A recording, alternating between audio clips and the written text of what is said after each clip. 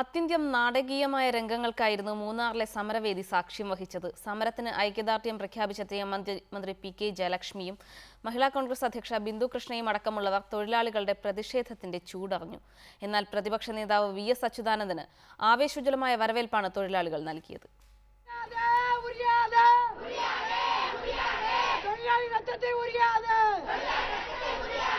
നിർണായകമായ ചർച്ചയെ ആശങ്കയോടെയായിരുന്നു തൊഴിലാളികൾ കണ്ടത്. 20% ബോണസും കൂലി വർധനയും എന്ന തങ്ങളുടെ ആവശ്യം കമ്പനി പരിഗണിക്കുമോ എന്നതായിരുന്നു തൊഴിലാളികളുടെ ആശങ്ക. അതുകൊണ്ട് തന്നെ പതിവിലും കൂടുതൽ ആളുകൾ സമരത്തിനെത്തി. 11 മണിയോടെ എത്തിയ വി എസിനെ ആവേശത്തോടെ തൊഴിലാളികൾ സ്വീകരിച്ചു. തമിഴിൽ തൊഴിലാളികളെ അഭിസംബോധന ചെയ്തത് കരഘോഷത്തോടെയാണ് തൊഴിലാളികൾ സ്വീകരിച്ചത്.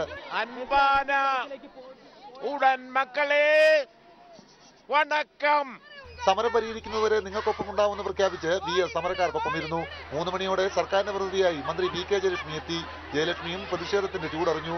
തൊഴിലാളികളുടെ ആവശ്യം ന്യായമാണെന്ന് പറഞ്ഞ മന്ത്രിയോട് എങ്കിൽ സമരം തീരുന്നതുവരെ ഇരിക്കാമോ എന്നായി തൊഴിലാളികൾ.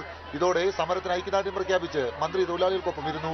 ഗവൺമെന്റ് നിങ്ങളോടൊപ്പം ഉണ്ട്, നിങ്ങളുടെ ന്യായമായ എല്ലാ പ്രശ്നങ്ങളും പരിഹരിക്കും. രാവിലെ സമരത്തിന് ഐക്യദാർഢ്യം പ്രഖ്യാപിച്ചെത്തിയ ബിന്ദു കൃഷ്ണയ്ക്കും ലതിക സുഭാഷിനും തൊഴിലാളികളെ പ്രതിഷേധത്തെ തുടർന്ന് മടങ്ങേണ്ടി വന്നു.